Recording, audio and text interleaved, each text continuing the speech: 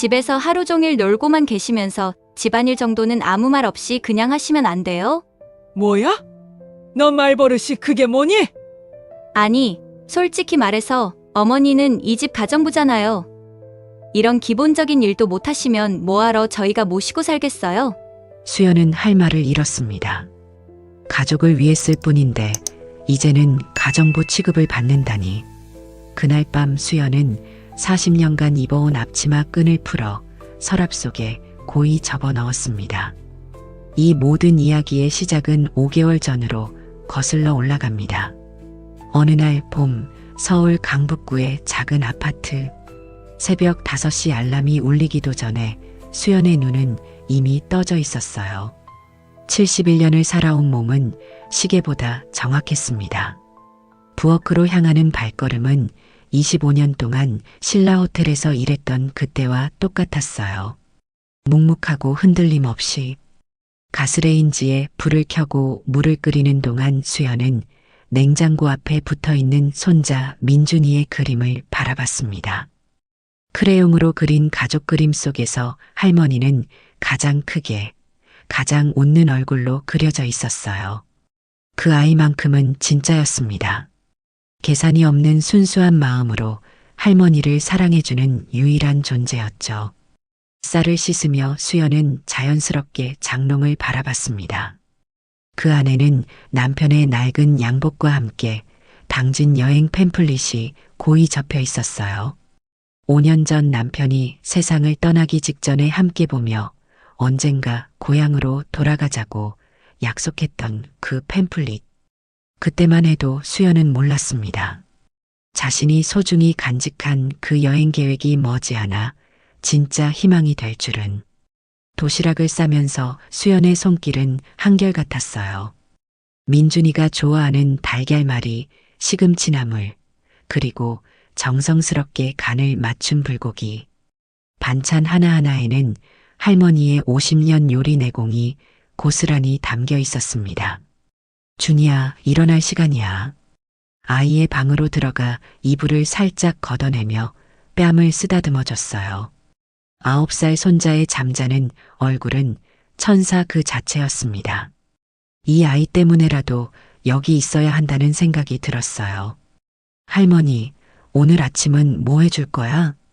눈을 비비며 일어나는 민준이의 첫마디는 언제나 할머니 음식에 대한 것이었습니다.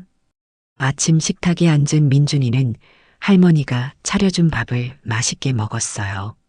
그 모습을 보며 수연은 흐뭇해했지만 동시에 마음 한구석에는 알 수 없는 공허함이 자리 잡고 있었습니다.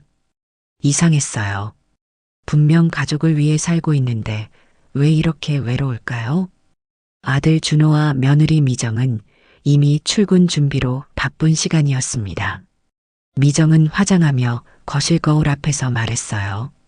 어머니, 민준이 준비물 챙겨주세요. 전 오늘 중요한 미팅이 있어서요. 걱정 마라. 다 챙겨뒀다. 수연의 대답은 담담했지만 미정의 말투에는 이미 당연함이 배어 있었어요. 부탁이 아니라 지시에 가까웠죠. 하지만 수연은 내색하지 않았습니다. 가족이니까 서로 도우며 사는 게 당연하니까. 아들 준호는 아침을 거르고 나가려다가 어머니 눈치를 봤어요. 어머니, 미안해요. 회사에서 급하게 불렀어요. 괜찮다. 도시락이라도 싸줄게. 수연은 서둘러 준호의 도시락도 준비했습니다.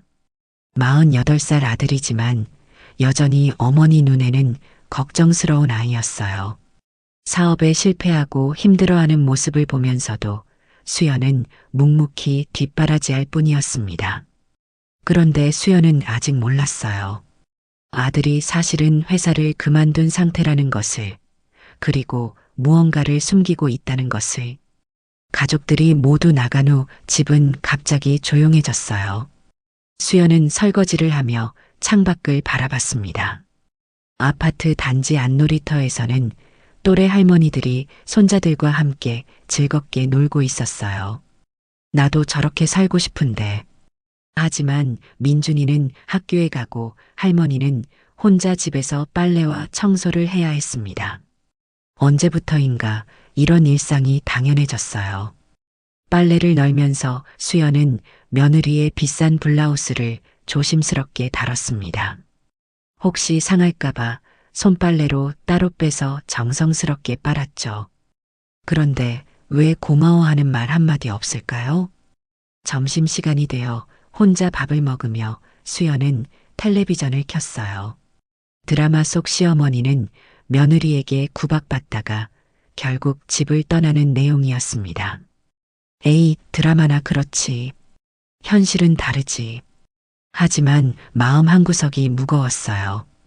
혹시 나도 저런 시어머니인가?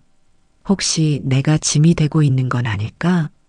오후가 되어 장을 보러 나간 수연은 시장에서 옛 세탁소 단골 할머니를 만났습니다. 어머, 수연 씨. 요즘 어떻게 지내세요? 그냥 그럭저럭이에요. 아들 집에서 손자 돌봐주고. 아이고, 좋겠네요. 가족들이 얼마나 고마워하겠어요? 고마워하기는요. 수연은 쓴웃음을 지었어요. 요즘 들어 고마워한다는 말은 점점 줄어들고 당연하다는 듯한 말투는 점점 늘어만 갔습니다. 저녁 준비를 하며 수연은 오늘도 온 가족이 좋아할 반찬들을 준비했어요.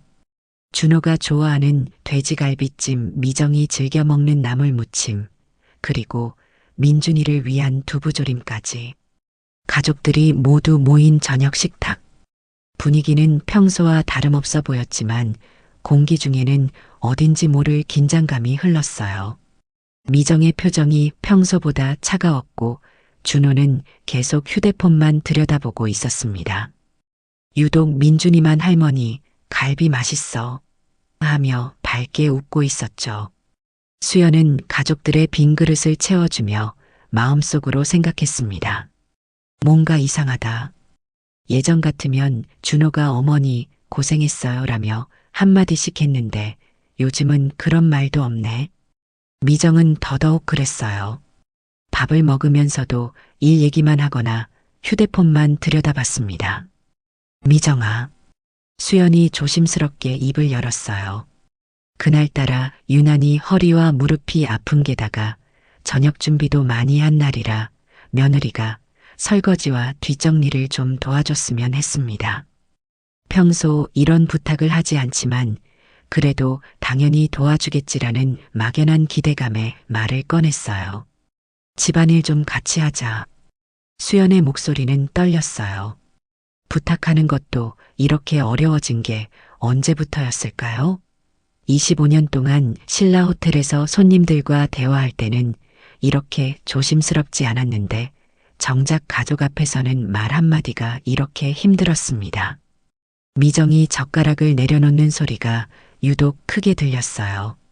그 소리만으로도 수연의 가슴이 철렁 내려앉았습니다. 어머니. 미정의 목소리는 차가웠어요. 존댓말을 쓰고 있지만 그 안에는 짜증이 가득 배어 있었죠. 전 온종일 일하다가 와서 피곤하잖아요. 그 말을 들은 순간 수연은 가슴이 답답해졌어요. 나는 일을 안 한다는 뜻인가? 새벽 5시부터 일어나서 도시락 싸고 빨래하고 청소하고 장보고 저녁 준비하는 것은 일이 아니라는 건가? 집에서 하루 종일 놀고만 계시면서 집안일 정도는 아무 말 없이 그냥 하시면 안 돼요? 놀고만 있다고?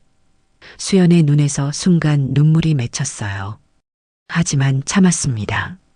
손자 앞에서 할머니가 우는 모습을 보여줄 수는 없었으니까요. 뭐야? 넌 말버릇이 그게 뭐니? 수연의 목소리에 힘이 들어갔어요. 71년을 살면서 이런 모욕을 받아본 적이 없었습니다. 신라 호텔에서 25년 동안 손님들을 대하면서도 동네 아줌마들과 지내면서도 이런 말은 들어본 적이 없었어요. 넌 시어머니를 도대체 뭐로 생각하는 거니? 하지만 미정의 대답은 더욱 충격적이었습니다. 아니, 솔직히 어머니가 이 집 가정부잖아요. 그 순간 수연의 세상이 멈춰버렸어요. 가정부? 자신의 귀를 의심했습니다.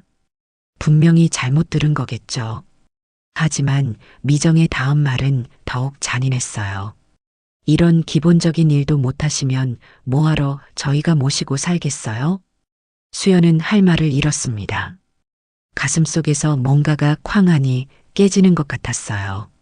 71년 인생에서 처음 느끼는 감정이었습니다. 이것이 바로 모멸감이라는 건가요? 아들 준호는 어떻게 반응할까요? 당연히 아내를 말릴 거고 어머니 편을 들어줄 거라고 생각했어요. 하지만 준호는 대답도 하지 않았습니다. 사업 실패 후 아내 눈치만 보며 살고 있었죠. 어머니가 모욕당하는 순간에도 고개를 들지 못하는 모습을 보니 수연의 마음은 더욱 차가워졌어요. 그날 밤 가족들이 모두 잠든 후에야 수연은 40년간 입어온 앞치마를 벗었습니다. 25년 동안 신라 호텔에서 입었던 그 앞치마와 똑같은 것이었어요. 남편이 우리 사장님 앞치마라며 농담했던 바로 그 앞치마. 앞치마 끈을 풀면서 수연은 남편 생각이 났어요. 여보, 힘들면 당진으로 가라던 그 말이 귓가에 맴돌았습니다. 그때는 왜 그런 말을 했는지 이해하지 못했는데 이제야 알 것 같았어요. 앞치마를 서랍 속에 고이 접어넣으며 수연은 다짐했습니다. 손이 부들부들 떨렸지만 마음만은 단단했어요. 이제부터 내가 정말 가정부인지 아니면 이 집의 진짜 주인인지 똑똑히 보여주겠어. 하지만 미정과 준호는 아직 몰랐습니다. 자신들이 건드린 것이 단순한 시어머니가 아니라 당진에서 무일푼으로 상경에 25년 동안 혼자서 신라 호텔 한 식당을 이끌어내고 지금 살고 있는 서울 한복판 아파트까지 마련한 강철 같은 여인이라는 것을. 그리고 그 강철이 이제 막 달궈지기 시작했다는 것을 말이에요. 그 충격적인 모욕을 당한 후 3일이 지났어요. 수연은 평소와 다름없이 집안일을 하고 있었지만 마음속 깊은 곳에서는 뭔가가 변하고 있었습니다. 가정부라는 말이 귓가에 맴돌 때마다 가슴이 답답했어요. 오늘은 민준이의 9번째 생일이었습니다. 수연은 새벽부터 손자를 위한 생일상 준비에 여념이 없었어요. 민준이가 좋아하는 미역국, 계란말이, 그리고 직접 만든 생일 케이크까지. 손자를 위한 마음만은 변함이 없었습니다. 우리 준이가 좋아할까? 혼잣말을 하며 케이크에 딸기를 올리는 수연의 얼굴에는 환한 미소가 피었어요. 하지만 그 미소는 오래가지 못했습니다. 어머니, 오늘 저희 회사 동료들 와요. 아이들까지 해서 한 10명 정도 될 것 같은데. 며느리의 말에 수연은 깜짝 놀랐어요. 미리 말도 없이 갑자기 10명이라니. 미정아, 그럼 음식을 더 준비해야 하는데. 아, 괜찮아요. 간단하게 피자나 치킨 시켜 먹을 거니까.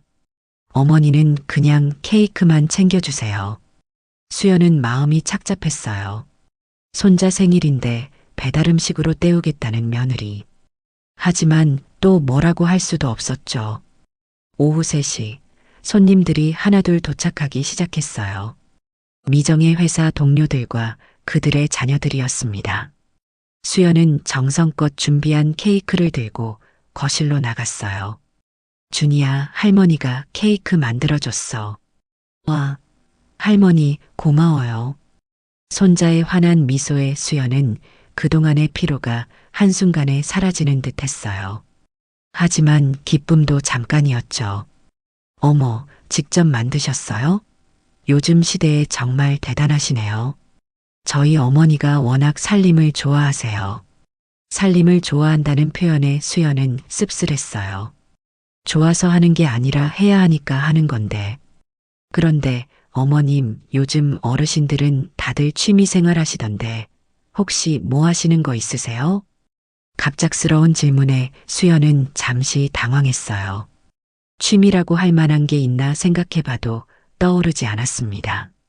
글쎄요, 특별한 건 없고. 어머니는 집안일이 취미예요. 하루 종일 뭔가 하고 계시거든요. 아, 그러시구나. 그런데 좀 답답하지 않으세요? 저희 어머니는 요가도 하시고 등산도 다니시는데 수연은 할 말을 잃었어요. 답답하다는 말이 가슴에 꽂혔습니다. 사실 저희도 어머니가 좀 더 활동적이셨으면 하는데 워낙 집만 지키시려고 하세요. 집만 지키려고 한다? 수연은 어이가 없었어요. 누가 집을 지키라고 했는지, 누가 밖에 나가지 말라고 했는지. 그래도 며느리분이 참 좋으시네요. 요즘 시어머니랑 같이 살기 힘들다는데. 뭐려? 그런데 솔직히 좀 힘들 때도 있어요. 손님들 앞에서까지 이런 말을 하는 며느리. 수연의 얼굴이 화끈거렸습니다. 저희도 부부만의 시간이 필요한데 어머니가 계시니까 좀 그렇죠. 그래서 가끔은 어머니도 당신만의 공간이 있으셨으면 해요. 아, 그럼 실버타운이나 요양원 같은 곳 알아보세요. 요즘은 시설도 좋고. 요양원이라는 말에 수연은 가슴이 덜컥 내려앉았어요. 아직 정정한데 벌써 요양원 얘기까지. 생각해보고는 있는데 어머니가 워낙 집을 떠나기 싫어하세요. 거짓말이었어요. 수연은 한 번도 그런 말을 한 적이 없었습니다. 오히려 며느리가 자신을 내쫓을까봐 눈치를 보며 살고 있었거든요. 그때 민준이가 케이크를 들고 와서 수연에게 안겼어요. 할머니, 케이크 정말 맛있어요. 할머니가 세상에서 제일 요리 잘해요.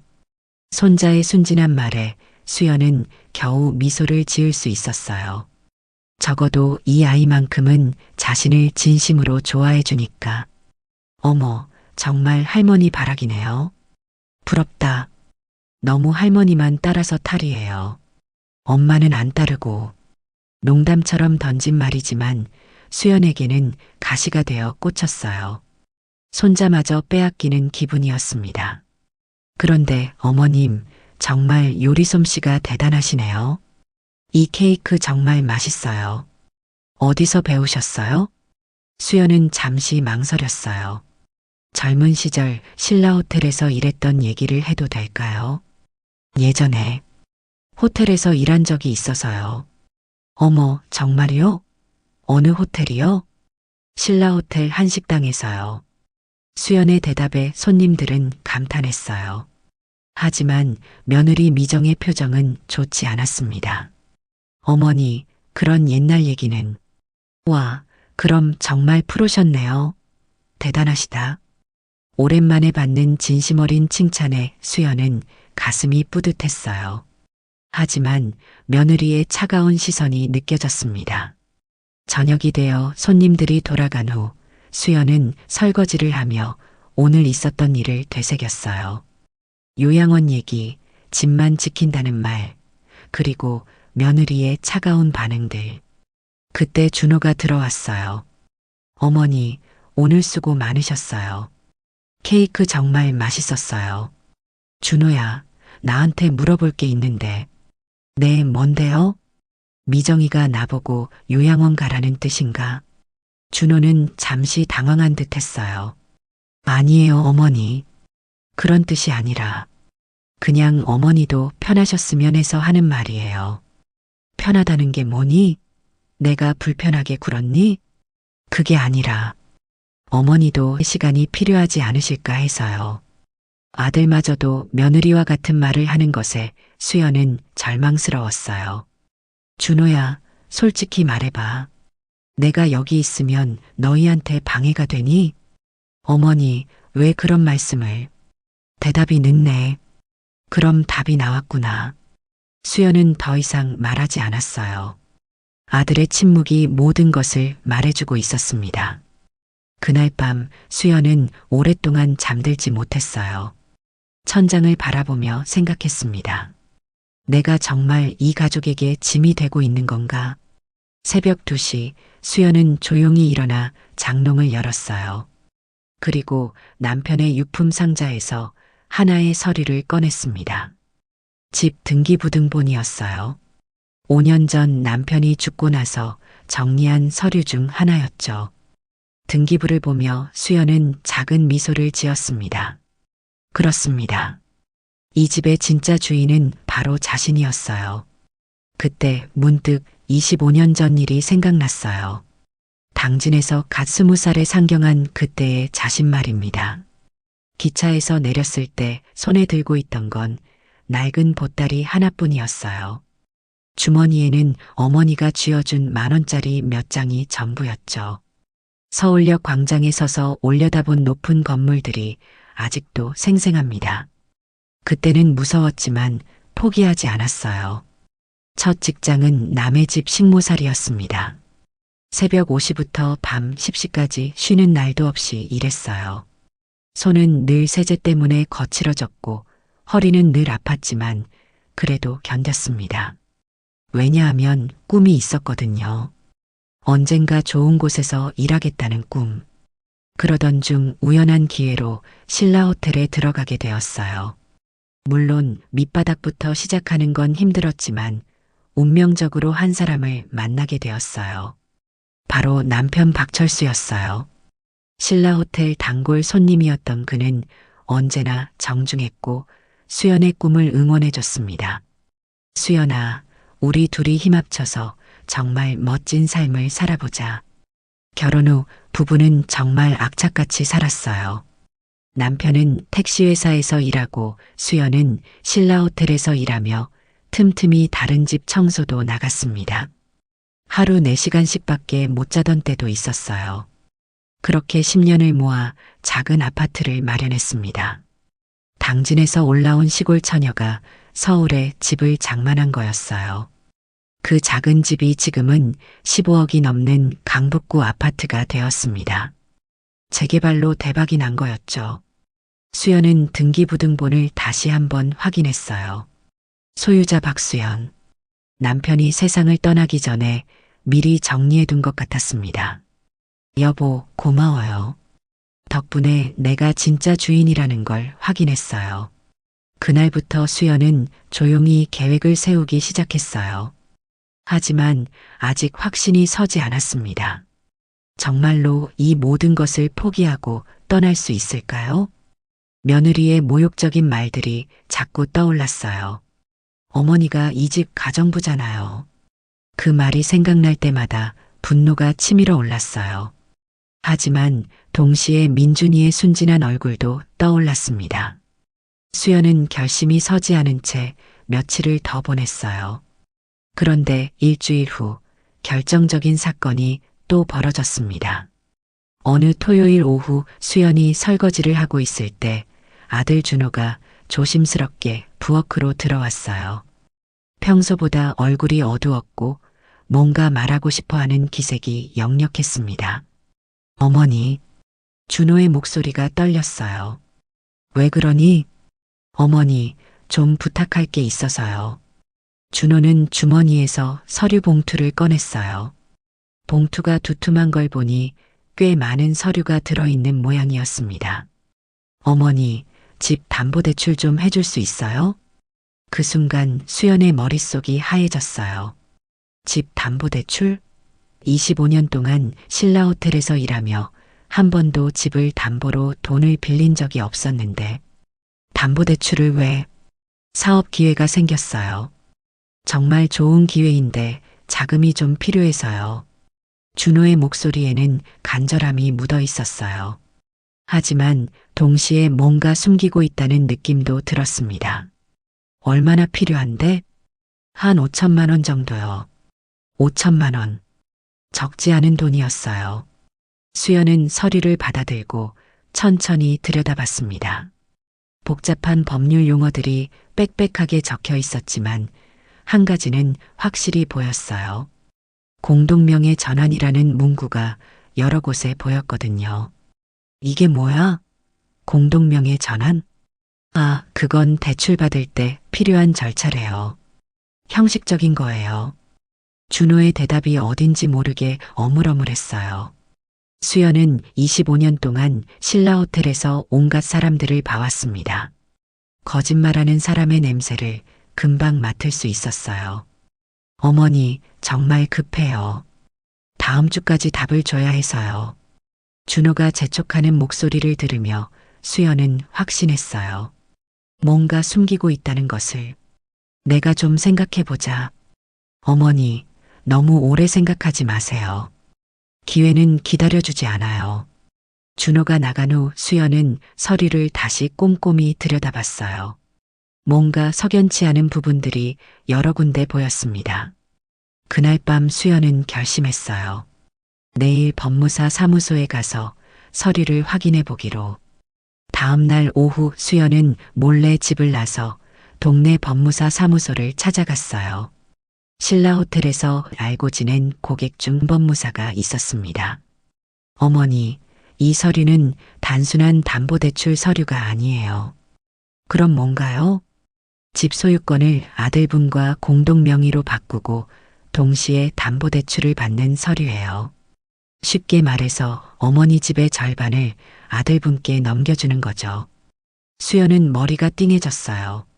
만약 대출금을 못 갚으면 집이 경매에 넘어갈 수 있어요. 그리고 공동 명의로 되어 있으면 어머니 혼자서는 집을 팔거나 처분할 수 없습니다. 법무사의 설명을 들으며 수연은 등골이 서늘해졌어요. 이게 아들이 말한 형식적인 절차였나요? 이런 서류에 사인하면 안 되는 거죠? 저는 권하고 싶지 않네요. 특히 가족 간의 일이라면 더욱 조심하셔야 해요. 집으로 돌아가는 길에 수연의 머릿속은 복잡했어요. 아들을 믿고 싶었지만 서류 내용은 너무나 충격적이었습니다. 그날 저녁 준호가 다시 물어봤어요. 어머니, 서류 검토해 보셨어요? 응, 아직 좀 더 생각해 봐야겠다. 어머니, 정말 급한 일이에요. 기회를 놓치면 안 되거든요. 준호가 재촉하는 모습을 보며 수연은 확신했어요. 뭔가 숨기고 있다는 것을. 그리고 이 집을 자신의 동의 없이 가져가려는 것도.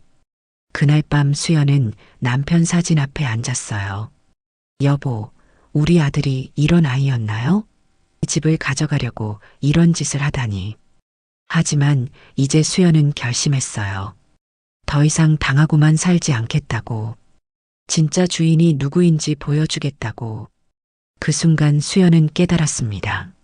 며느리만 나쁜 게 아니었어요. 아들도 결국 자신을 이용하려고 했던 거였습니다. 이제 정말로 떠날 때가 됐구나. 아들마저 자신을 속이려 했다는 사실을 확인한 후 수연은 더 이상 망설이지 않았어요. 그날 밤부터 본격적으로 계획을 세우기 시작했습니다. 먼저 집 서류부터 다시 한번 꼼꼼히 확인했어요. 남편이 정리해둔 서류들을 보니 집 소유권이 온전히 자신 명의로 되어 있었습니다. 여보, 고맙네요. 덕분에 내가 진짜 주인이라는 걸 확실히 할 수 있어요. 그 다음은 오랫동안 감춰뒀던 비밀 통장을 꺼냈어요. 25년간 신라 호텔에서 일하면서 몰래 모은 돈과 결혼 후에도 틈틈이 개인 과외를 해서 모은 돈까지. 통장 잔액을 확인한 순간 수연은 놀랐어요. 8천만 원이나 되었습니다. 생각보다 훨씬 많았어요. 이 돈은 며느리와 아들이 전혀 모르는 돈이었어요. 신라 호텔에서 퇴직할 때 받은 퇴직금과 그동안 동네 부유한 집부인들에게 요리를 가르치며 받은 과외비, 그리고 가끔 잔치 요리를 해주고 받은 돈들이었습니다. 이제 정말로 새로 시작할 수 있겠네. 수연은 조용히 짐을 정리하기 시작했어요. 많은 물건은 필요 없었습니다. 옷 몇 벌과 소중한 추억들, 그리고 가장 중요한 요리 도구들. 특히나 신라 호텔 시절 받았던 각종 요리 대회 상장들과 레시피 노트들을 챙겼어요. 이것들이 새로운 시작의 밑바탕이 될 것 같았습니다. 그 중에서도 가장 자랑스러운 건 1978년 조선호텔 요리 경연대회 금상 상장이었어요. 당시 25세의 나이로 남자들만 가득한 요리대회에서 당당히 1등을 차지했던 기념품이었죠. 그때를 떠올리니 가슴이 뛰었어요. 그때의 자신은 얼마나 당당했는지. 누구 눈치도 보지 않고 자신의 실력을 마음껏 펼쳤던 그때 말이에요. 다음 날 아침 수연은 중요한 전화를 걸었습니다. 당진에서 작은 반찬 가게를 하는 50년 친구 영숙이에게. 어머, 수연아. 웬일이야, 이 시간에? 영숙아, 나 서울 떠나려고 해. 뭐라고? 갑자기 왜? 수연은 그동안 있었던 일들을 영숙에게 털어놨어요. 며느리의 모욕적인 말들, 아들의 배신, 그리고 더 이상 참을 수 없다는 마음까지. 그 못된 것들. 수연아, 당진으로 와. 내가 자리 하나 마련해 둘게. 정말? 그럼. 수연아, 너 아직도 요리 솜씨 그대로지? 내 반찬 가게 같이 하자. 너 실력이면 이 동네 사람들 혼쭐 날 거야. 영숙의 확신에 찬 목소리에 수연은 용기를 얻었어요. 정말로 새로 시작할 수 있을 것 같았습니다. 수연아, 그리고 당진이 요즘 얼마나 좋아졌는지 몰라. 서울 사람들도 많이 내려와서 살고 있어. 너가 와주면 오히려 내가 고마워. 전화를 끊은 후 수연은 본격적으로 준비에 들어갔어요. 먼저 집 매매부터 알아봐야 했습니다. 오후에 몰래 집을 나선 수연은 동네 부동산에 갔어요. 신라 호텔 시절부터 알고 지낸 김 사장이 운영하는 곳이었습니다. 어머니, 웬일이세요? 집을 팔려고요? 네, 급하게 정리해야 할 일이 생겨서요. 어머니 집이면 지금 시세로는 16억 정도 받으실 수 있을 것 같은데요. 재개발 호재 때문에 많이 올랐어요. 16억. 수연은 깜짝 놀랐어요. 처음 산 가격의 10배가 넘는 금액이었거든요. 그리고 제가 알고 있던 15억보다 1억이나 오른 상태였습니다. 그럼 바로 매물로 내놔주세요. 어머니, 그런데 아들분은 아시나요? 제 집이니까 제가 알아서 하는 거죠. 김 사장은 더 이상 묻지 않았어요.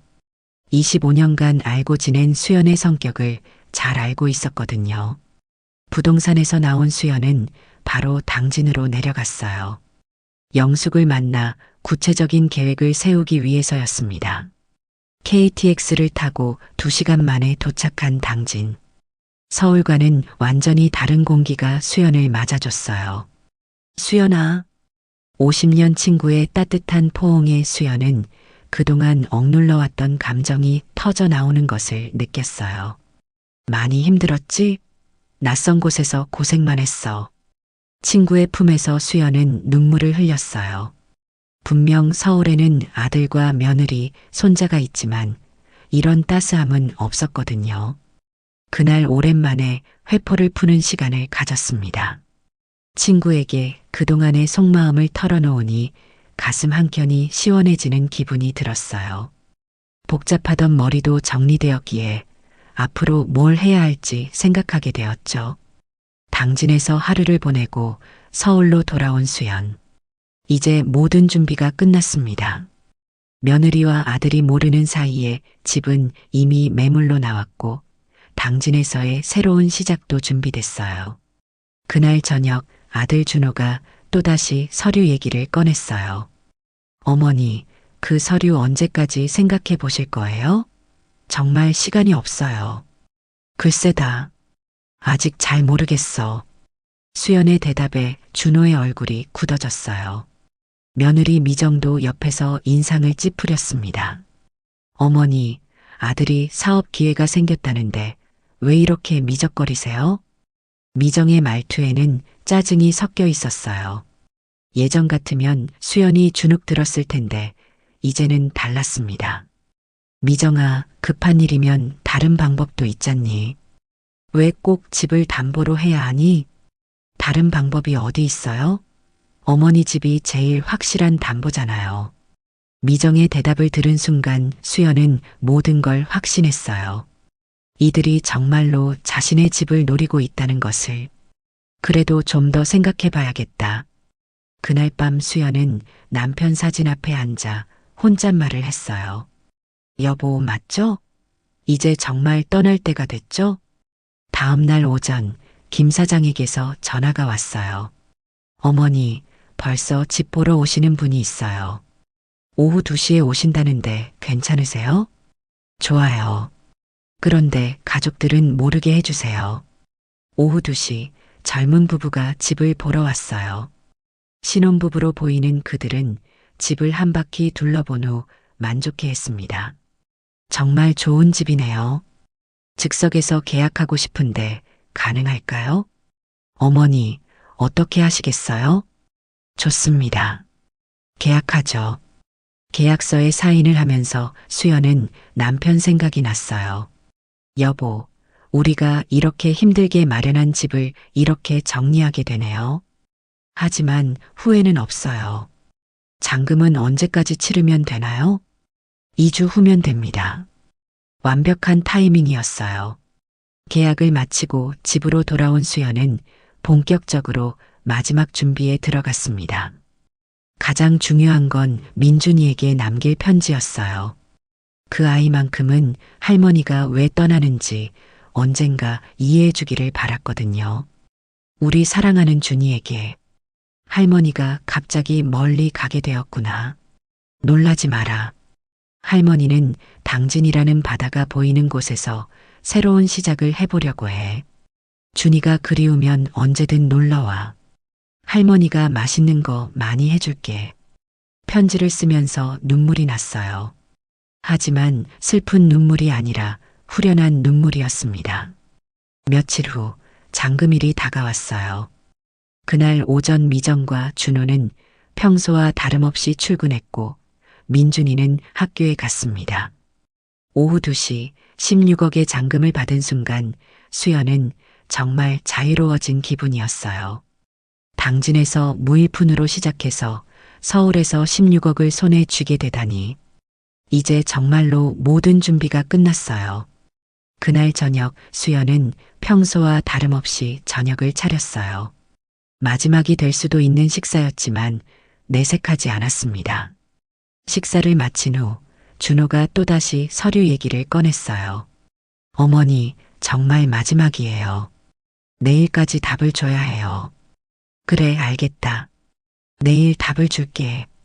수연의 대답에 준호와 미정은 안도의 표정을 지었어요. 드디어 승낙하는 것 같았거든요. 하지만 그들은 몰랐습니다.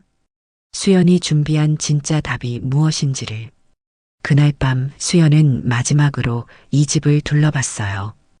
25년간 살았던 집, 아들을 키웠던 집, 손자와 함께한 추억이 가득한 집.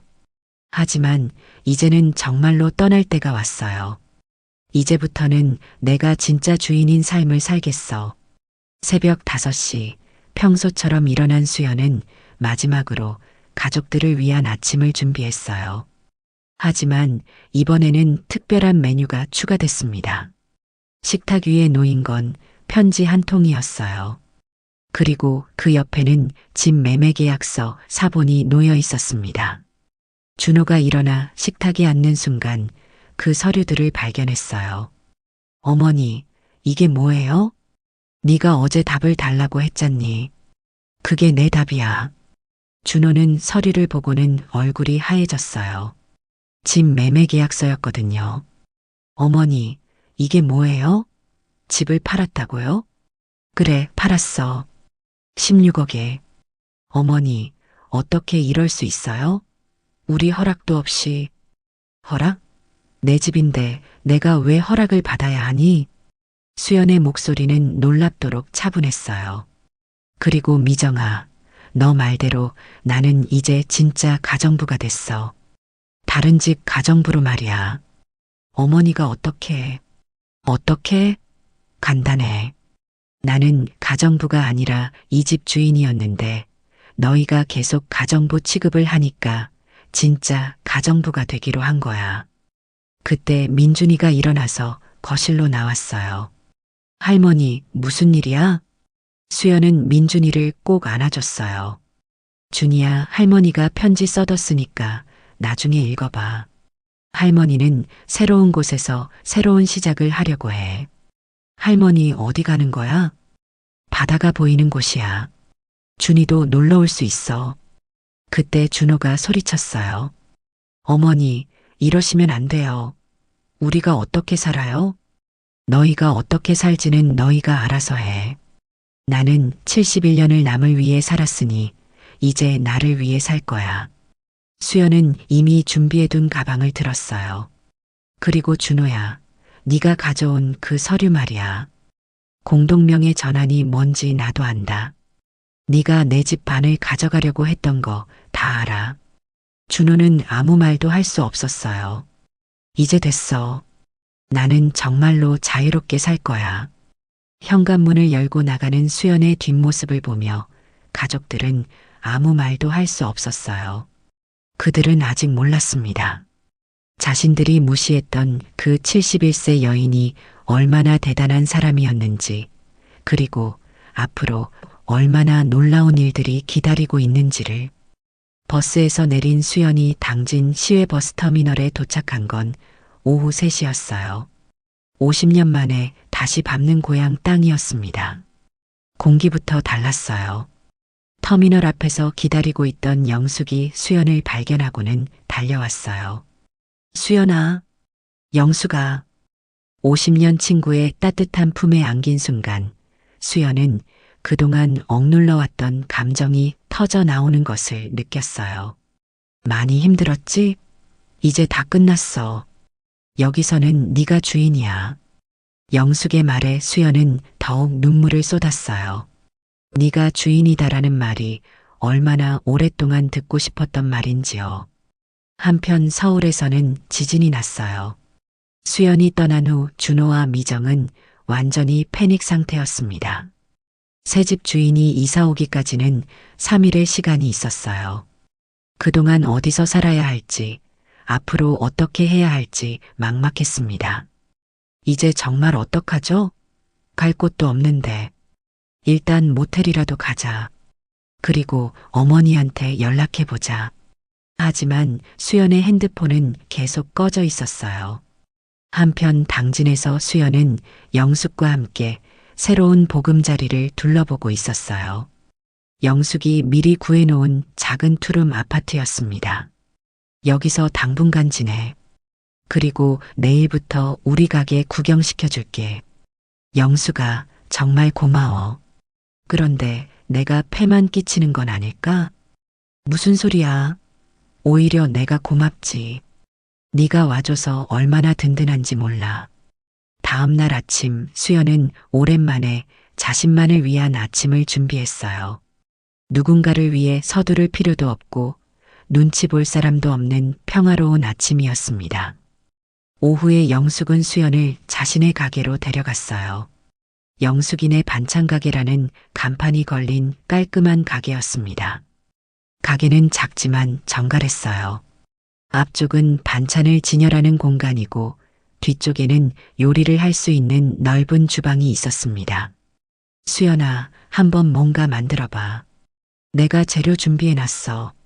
수연은 주방에 들어서서 익숙한 도구들을 만져봤어요. 25년간 신라 호텔에서 익힌 손길이 저절로 움직였습니다. 먼저 김치찌개를 끓이기 시작했어요. 자신만의 비법으로 만든 김치에 돼지고기를 넣고 끓이는데 예전 솜씨가 서서히 되살아나는 것 같았습니다. 손이 기억하고 있네. 계란말이도 만들고 나물도 무치고 된장국도 끓였어요. 50년 만에 자신이 먹고 싶어서 하는 요리였습니다. 어머, 이게 뭐야? 냄새가 예술이네. 영숙이 부엌으로 와서 감탄했어요. 정말 오랜만에 맡아보는 정성 가득한 음식 냄새였습니다. 두 사람은 함께 점심을 먹었어요. 첫 숟가락을 떠넣은 영숙의 눈이 휘둥그레졌습니다. 수연아, 이게 뭔 맛이야? 진짜 대박인데? 그래, 오랜만에 해봐서. 아니야, 이거 완전 다른 차원이야.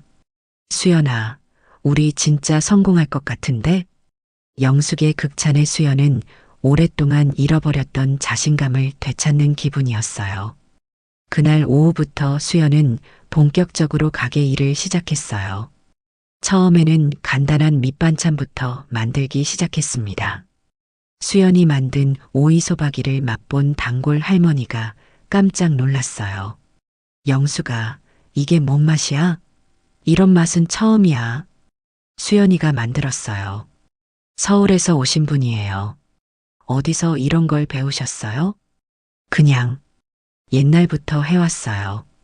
소박한 대답이었지만 그 음식의 맛은 결코 소박하지 않았어요. 하루 만에 입소문이 나기 시작했죠. 둘째 날 가게 앞에 줄이 서기 시작했어요. 수연의 반찬을 사려는 사람들이었습니다. 정말 맛있다고 소문났어요. 저도 좀 사고 싶은데 사흘째 되는 날 예상치 못한 손님이 나타났습니다. 급하게 차를 몰고 온 준호와 미정이었어요. 어머니, 아들의 목소리에 수연은 깜짝 놀랐어요. 벌써 찾아올 줄은 몰랐거든요. 어머니, 갑자기 왜 이러세요? 얼마나 걱정했는지 아세요? 미정의 목소리에는 걱정보다는 짜증이 섞여 있었어요. 미안해. 그런데 나는 여기서 잘 지내고 있어. 어머니, 집에 가요. 혼자 어떻게 사세요? 하지만 수연은 단호했어요. 준호야, 나는 여기서 살 거야. 이제 내 인생을 살고 싶어. 수연이가 여기서 정말 잘하고 있어요. 벌써 소문이 자자해요. 어머니, 그래도 가족이 있는데 혼자 어떡해. 미정아, 너도 내가 없으면 편하잖아. 솔직히 말해봐. 수연의 직설적인 말에 미정은 할 말을 잃었어요. 거짓말을 할 수도 없었고 진실을 말하기도 어색했습니다. 어머니, 그런 말씀 마세요. 준호야, 엄마도 이제 내 인생을 살고 싶어. 너희는 너희대로, 나는 나대로 살아보자. 결국 아들 부부는 빈손으로 서울로 돌아가야 했어요. 수연의 의지가 단단했거든요. 그날 저녁 영숙과 수연은 가게 정리를 하며 이야기를 나눴습니다. 수연아, 잘했어. 이제 진짜 네 인생이야. 영수가 고마워.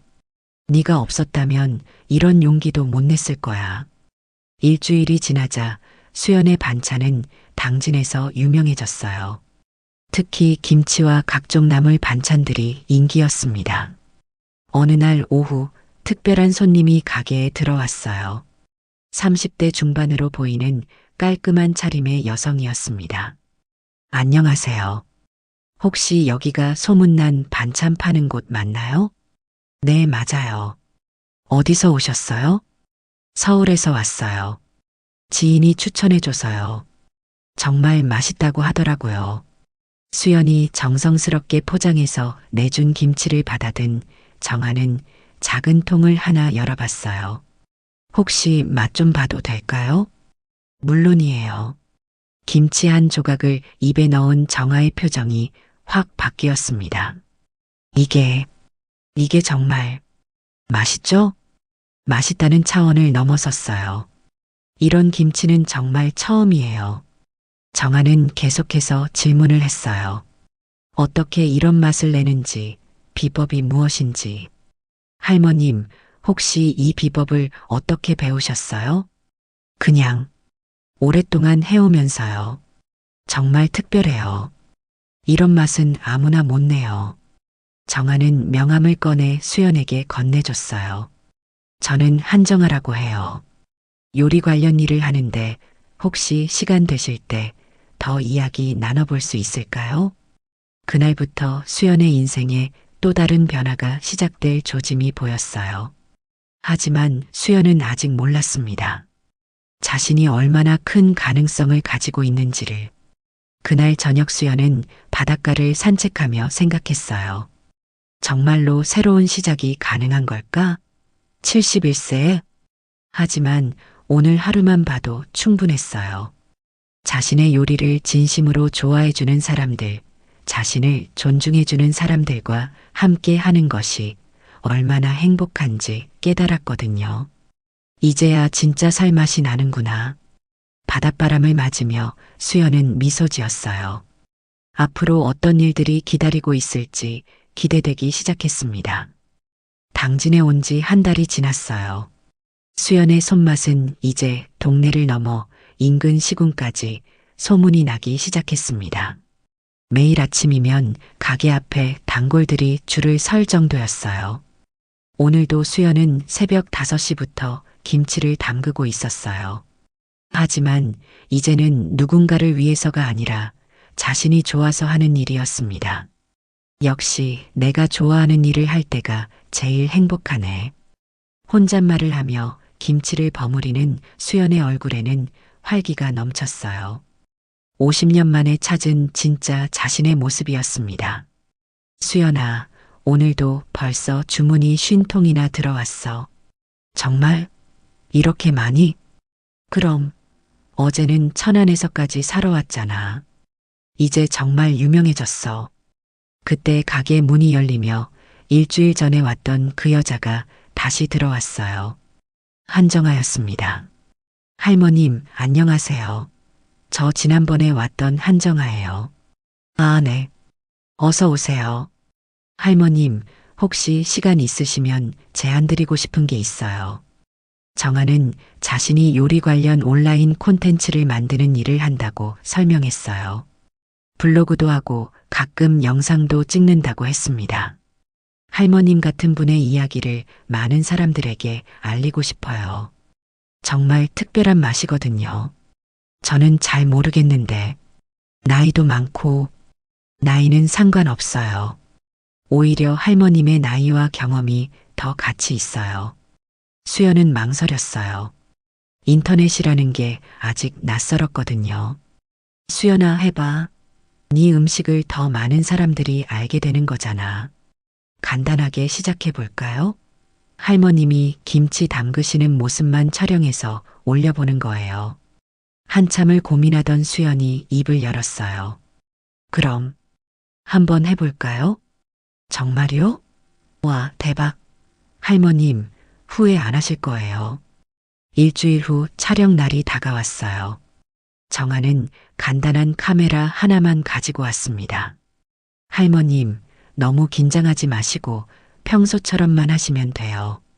수연은 처음에는 어색했지만 김치를 담그기 시작하자 자연스러워졌어요.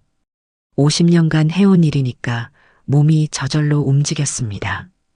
김치는 무엇보다 재료가 중요해요. 배추는 이렇게 속이 꽉 찬 걸로 능숙한 손놀림으로 배추를 다듬고 정성스럽게 양념을 만드는 모습이 카메라에 담겼어요. 할머님, 이 비법은 어떻게 알게 되신 거예요? 시어머니께 배웠는데 거기에 제가 호텔에서 일할 때 배운 것들을 조금씩 더했어요. 호텔에서 일하셨다고 했는데 언제부터 언제까지 하셨어요? 25년 정도요. 그때는 어떤 일을 하셨어요? 신라호텔 한식당에서 일했어요. 마지막에는 주방 팀장까지 했었죠. 주방 팀장이라는 말에 정아는 놀라며 더 자세히 물었어요. 팀장이셨다고요? 와, 정말 대단하신데요. 그런데 왜 그만두셨어요? 결혼을 하면서 아이도 키웠어야 했으니까요. 그때는 그래야 한다고 생각했어요. 수연의 말에는 아쉬움과 그리움이 묻어났어요. 정아는 그 감정을 놓치지 않았습니다. 그럼 지금 다시 요리를 하시는 기분이 어떠세요? 행복해요. 정말 오랜만에 행복해요. 진심이 담긴 대답에 정아도 감동받았어요. 촬영이 끝난 후 정아는 흥분을 감추지 못했습니다. 할머님, 정말 좋았어요. 이 영상은 분명히 많은 사람들이 좋아할 거예요. 며칠 후 정아가 만든 영상이 온라인에 올라갔어요. 제목은 71세 할머니의 50년 김치 비법, 이 맛의 비밀은?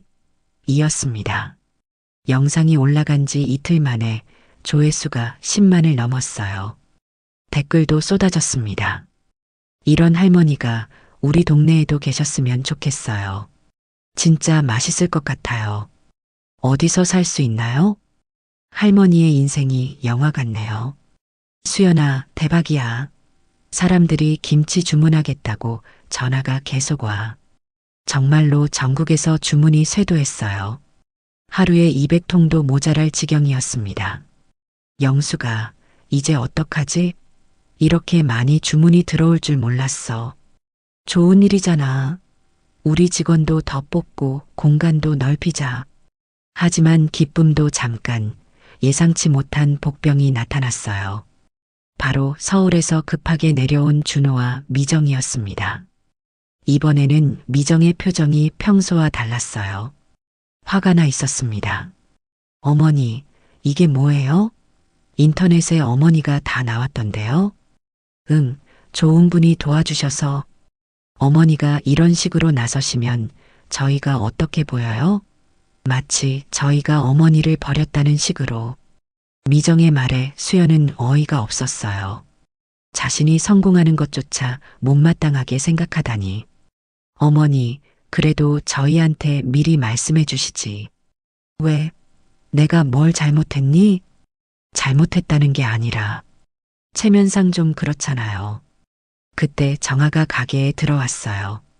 2차 촬영을 위해 온 것이었습니다. 할머님, 안녕하세요. 영상 반응이 정말 좋아서. 하지만 정아는 냉랭한 분위기를 감지하고 말을 멈췄어요. 혹시 이분이 저희 어머니 인터넷에 올린 분이에요? 네. 그런데 무슨 문제라도? 문제가 많죠. 허락도 없이 저희 어머니를 이용하시는 거 아니에요? 미정의 적대적인 태도에 정아는 당황했어요. 미정아, 이분이 뭘 잘못했다고 그래? 나 혼자 결정한 일이야. 어머니는 모르시겠지만 이런 식으로 나오시면 저희 가족이 다 피해를 봐요. 결국 그날 촬영은 취소됐어요. 하지만 이미 시작된 수연의 인기는 막을 수 없었습니다. 다음 날부터 더 많은 주문이 들어왔어요. 미정의 방해에도 불구하고 사람들의 관심은 계속 늘어났습니다. 일주일 후 예상치 못한 연락이 왔어요.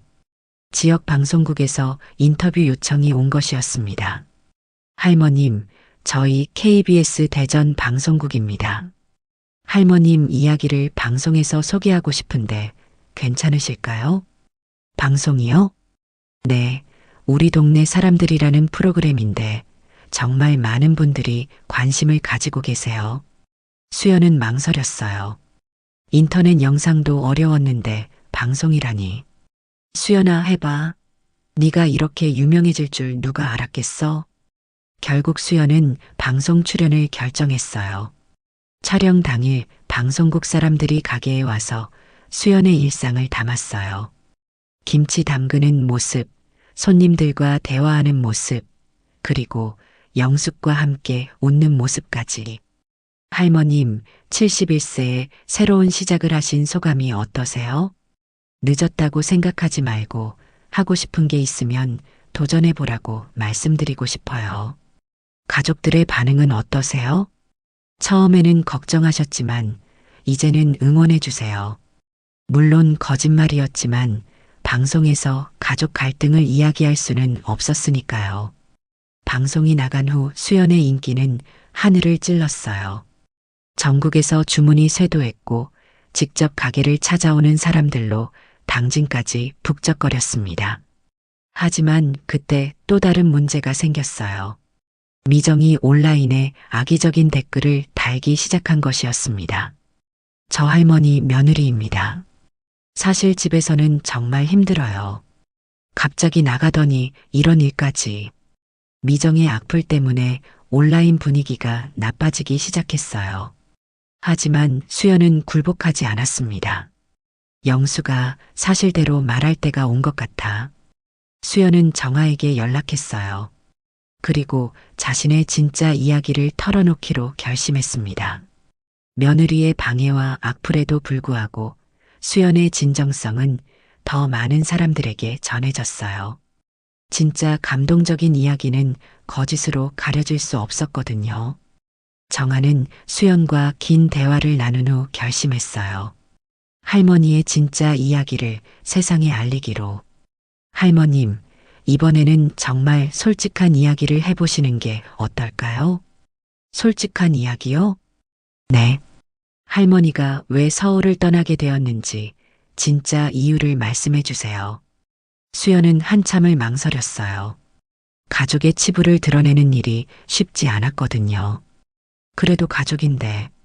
할머님, 하지만 거짓말로 할머님을 공격하는 사람들에게는 진실로 대응해야 해요.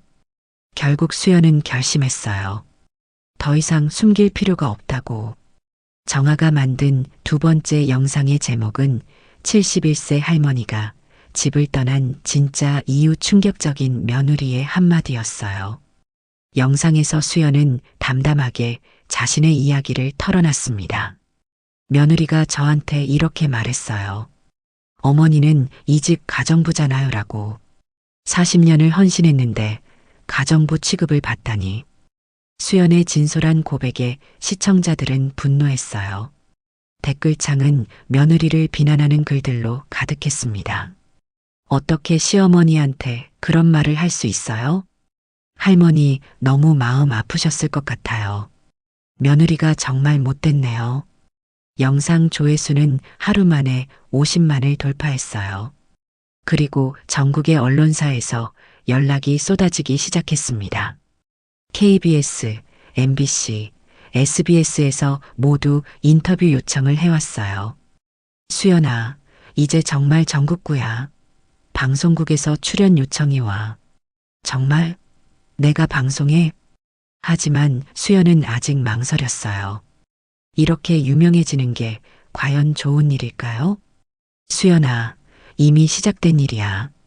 그리고 너가 잘못한 게 뭐 있어? 당당해야지. 수연은 결국 KBS 아침마당 출연을 결정했어요. 촬영 당일 스튜디오에 앉은 수연은 긴장했지만 당당했어요. 할머님, 71세에 새로운 도전을 하신 소감이 어떠세요? 늦었다고 생각하지 말고 하고 싶은 게 있으면 해보라고 말씀드리고 싶어요. 나이는 정말 숫자일 뿐이에요. 가족들의 반대도 있었다고 들었는데요. 처음에는 서운했지만 이제는 이해해요. 가족도 소중하지만 나 자신도 소중하다는 걸 깨달았거든요. 수연의 담담하면서도 당당한 답변에 시청자들이 큰 감동을 받았어요. 방송이 끝난 후 더 놀라운 일이 벌어졌습니다.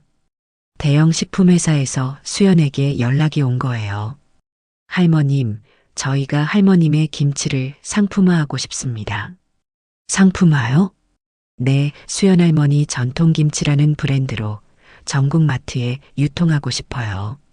로열티도 상당한 금액을 드릴 수 있습니다. 로열티만으로도 월 3천만 원 이상의 수입이 예상됐어요. 수연아, 이제 정말 대박이야. 전국 마트에 네 이름으로 김치가 나간다고. 하지만 이때 예상치 못한 방해꾼이 나타났어요. 바로 며느리 미정이었습니다. 미정은 서울에서 변호사를 데리고 당진까지 내려왔어요. 어머니, 이런 식으로 저희 가족 명예를 실추시키시면 안 돼요.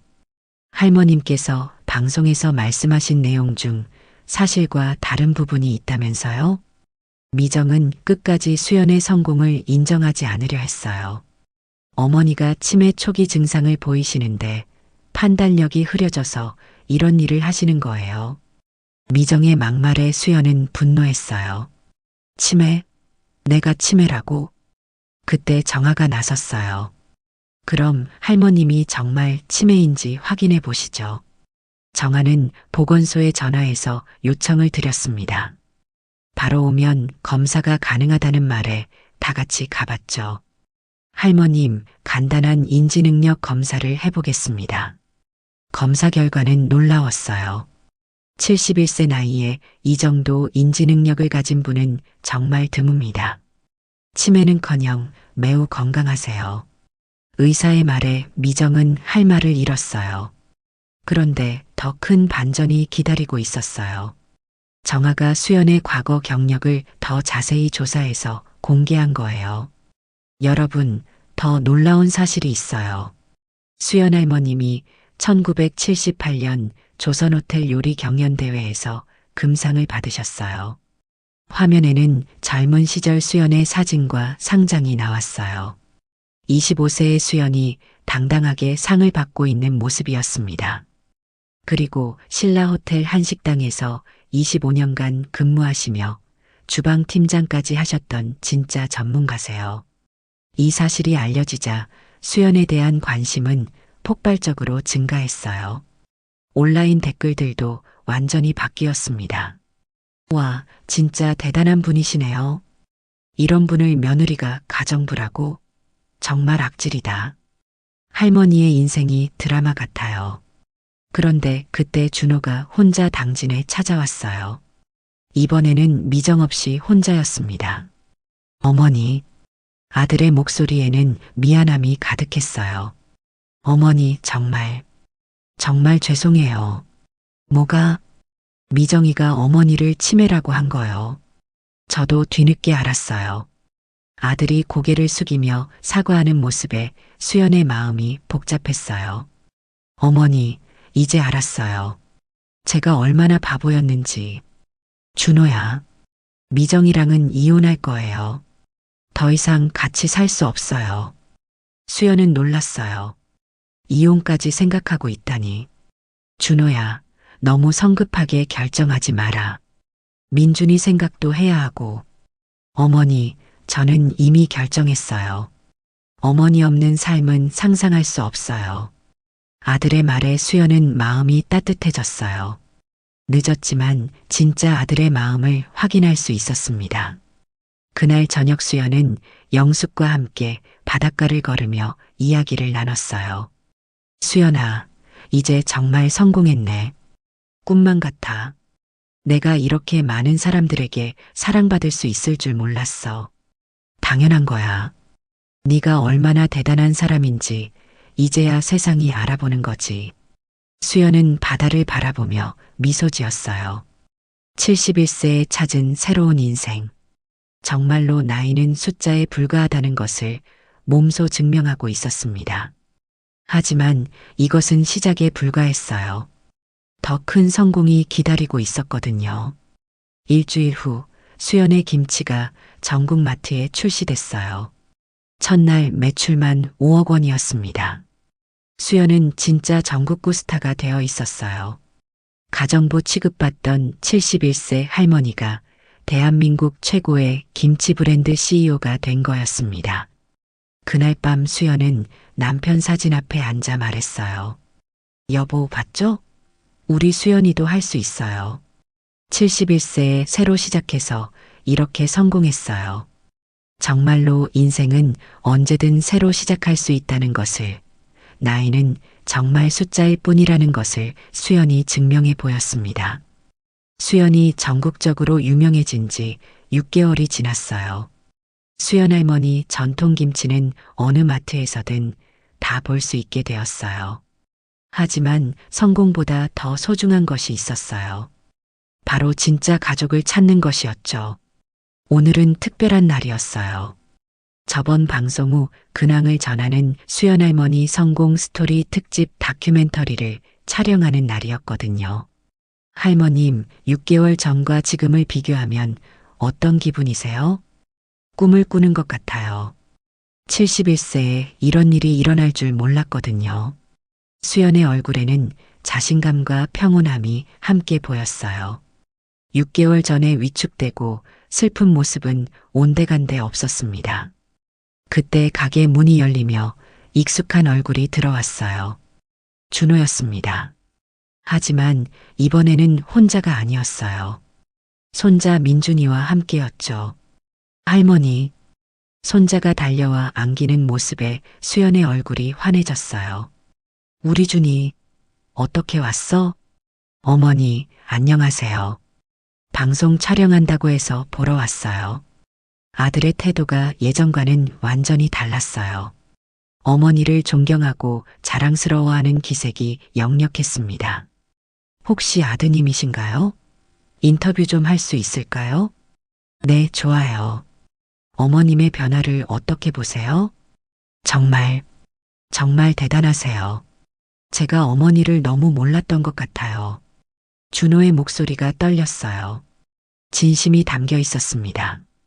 어머니가 이렇게 훌륭한 분이신데 그동안 못 알아봐서 정말 죄송해요. 아들의 진심 어린 사과에 수연은 눈시울이 붉어졌어요. 구체적으로 어떤 점이 달라지셨나요? 예전에는 솔직히 말씀드리면 제가 어머니를 부담스러워했어요. 하지만 지금은 정말 자랑스러워요. 제 어머니가 이렇게 대단한 분이라는 게 카메라가 돌고 있는 상황에서도 준호는 솔직하게 자신의 잘못을 인정했어요. 할머니, 저 할머니 자랑하고 다녀요. 친구들한테 우리 할머니가 TV에 나온다고. 손자의 순진한 말에 모든 사람들이 웃었어요. 촬영이 끝난 후 준호는 수연과 단둘이 대화할 시간을 가졌습니다. 어머니, 정말 미안해요. 그리고 미정이와는 정말 이혼했어요. 뭐라고? 더 이상 같이 살 수 없었어요. 어머니를 그렇게 모독한 사람과는요. 수연은 복잡한 심경이었어요. 며느리가 밉기는 했지만 아들의 이혼까지 바라지는 않았거든요. 준호야, 민준이는 어떻게 하고? 민준이는 저와 함께 살아요. 그리고 어머니께 부탁이 있어요. 뭔데? 저희도 당진으로 이사와서 어머니 가까이서 살고 싶어요. 준호의 말에 수연은 놀랐어요. 정말? 네. 이제 진짜 어머니 모시고 살고 싶어요. 늦었지만요. 수연의 눈가에 눈물이 맺혔어요. 아들이 진심으로 달라졌다는 것을 느낄 수 있었거든요. 그런데 그때 예상치 못한 사람이 가게에 들어왔어요. 바로 미정이었습니다. 어머니, 미정이 가게 문을 열고 들어오는 순간 분위기가 싸늘해졌어요. 왔구나. 어머니, 제가 정말 잘못했어요. 미정은 무릎을 꿇고 사과했어요. 하지만 수연의 표정은 차가웠습니다. 미정아, 사과는 받겠다. 하지만 용서하는 건 별개야. 어머니, 정말 뉘우치고 있어요. 다시 한번 기회를. 미정아, 나는 이제 다른 사람이야. 예전처럼 무조건 참고 넘어가는 사람이 아니라고. 수연의 단호한 태도에 미정은 당황했어요.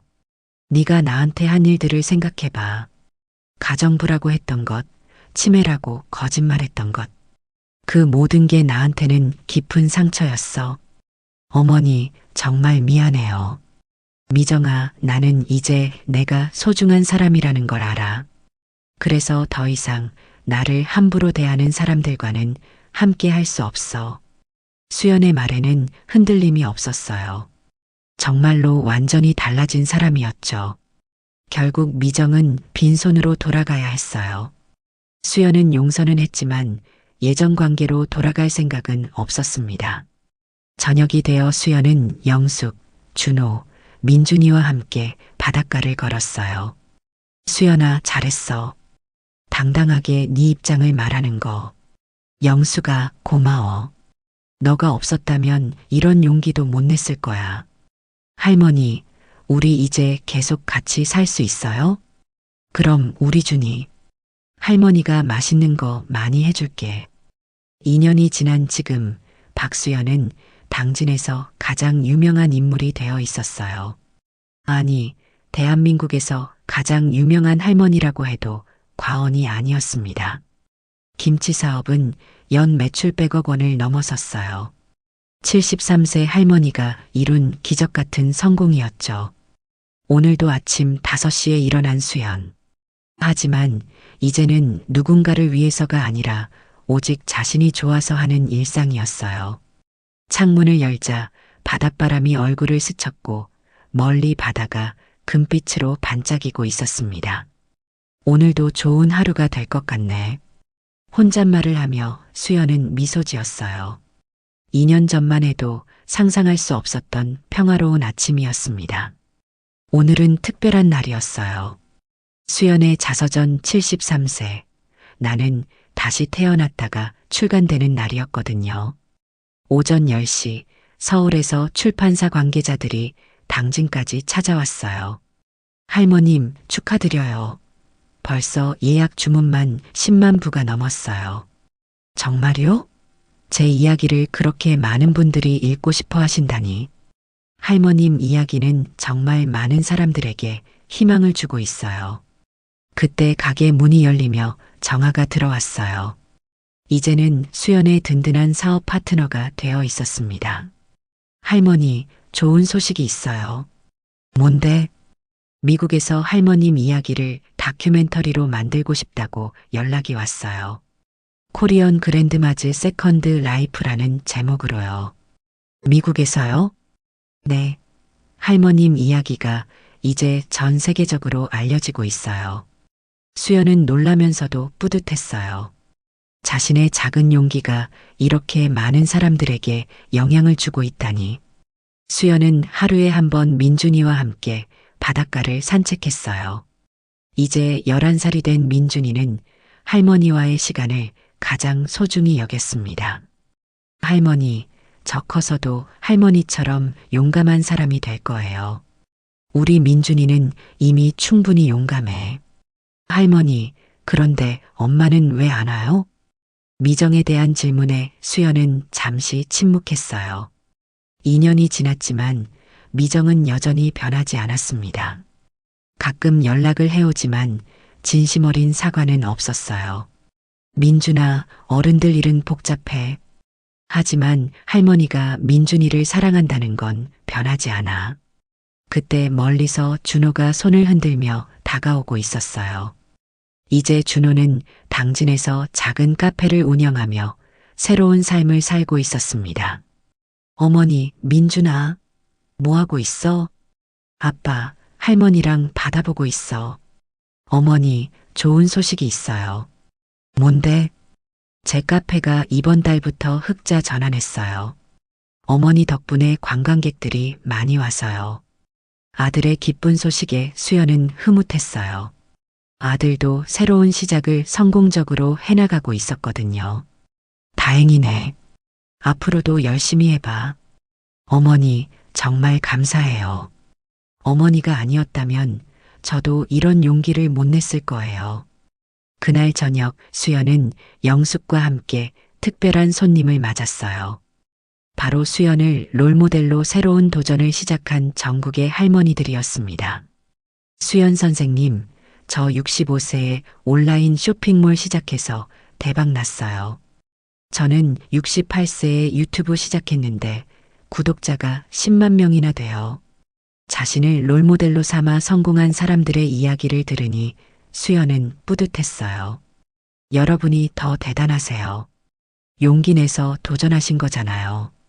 수연아, 네 덕분에 정말 많은 사람들의 인생이 바뀌었어. 그때 놀라운 소식이 들려왔어요. 수연이 국가에서 주는 자랑스러운 한국인상을 받게 됐다는 것이었습니다. 저 같은 사람이 그런 상을? 당연하죠. 할머님이 얼마나 많은 사람들에게 희망을 주셨는데요. 시상식 당일 수연은 한복을 곱게 차려입고 서울로 향했어요. 시상식장에는 정말 많은 사람들이 참석했습니다. 박수연 할머님은 73세의 나이에도 새로운 도전을 멈추지 않으시며 전 국민에게 희망과 용기를 주고 계십니다.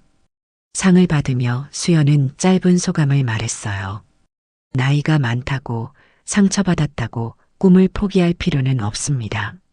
저는 71세에 가정부 취급받다가 집을 나왔지만 포기하지 않고 새로 시작했더니 이렇게 많은 분들이 사랑해 주시네요. 수연의 솔직한 소감에 참석한 모든 사람들이 기립박수를 보냈어요. 여러분도 언제든 새로 시작할 수 있어요. 나이는 정말 숫자일 뿐이에요. 시상식이 끝난 후 수연은 당진으로 돌아왔어요. 집으로 가는 길에 문득 2년 전 이 길을 처음 걸었을 때가 생각났습니다. 그때는 절망과 분노로 가득했었는데 지금은 감사와 희망으로 가득했어요.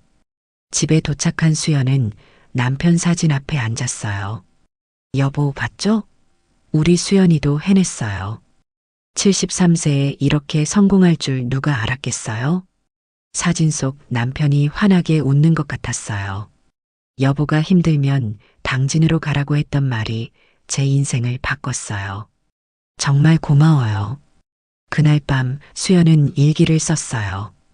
오늘로 당진에 온 지 정확히 2년이 됐다. 71세에 시작한 새로운 인생이 이렇게 풍성할 줄 몰랐다. 가정부 취급받으며 상처받았던 그때가 있었기에 지금의 행복이 더욱 소중하게 느껴진다. 진짜 가족이 무엇인지도 알게 됐다. 혈연보다는 서로를 존중하고 사랑하는 마음이 더 중요하다는 것을. 영숙이, 정아, 당진 사람들, 그리고 이제는 정말로 나를 존경해주는 아들과 손자까지. 이들이 나의 진짜 가족이다. 내일은 또 어떤 새로운 도전이 기다릴까? 74세가 되어도 75세가 되어도 나는 계속 새로운 꿈을 꿀 것이다. 일기를 마친 수연은 창밖을 바라봤어요. 달빛 아래 바다가 은빛으로 반짝이고 있었습니다. 나는 이제 진짜 자유롭다. 수연은 진심으로 감사했어요. 71세에 당한 그 모욕이 있었기에 지금의 자유와 성공이 가능했으니까요. 그로부터 1년 후 수연은 74세가 되었어요. 어느 따뜻한 봄날 오후 수연은 가족들과 함께 조용한 저녁 식사를 했어요. 준호, 민준이 그리고 영수까지. 할머니, 저 자랑스러워요. 우리 할머니가 유명해서. 민준아, 할머니보다 더 멋진 사람이 되렴. 꿈은 크게 꿔야 해. 어머니, 정말 감사해요.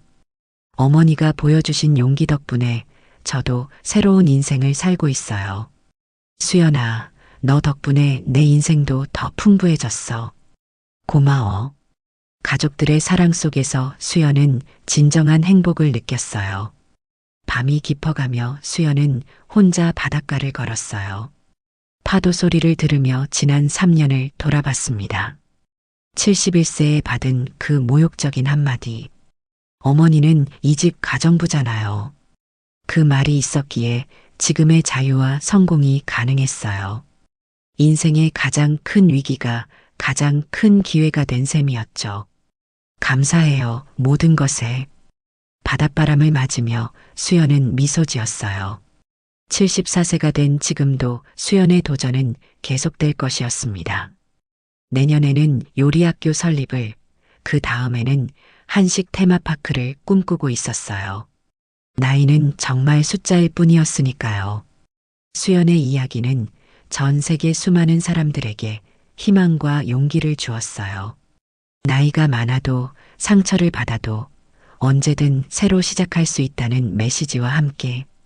그렇게 박수연은 74세의 나이에도 여전히 꿈꾸고 도전하고 성장하며 살아가고 있었습니다.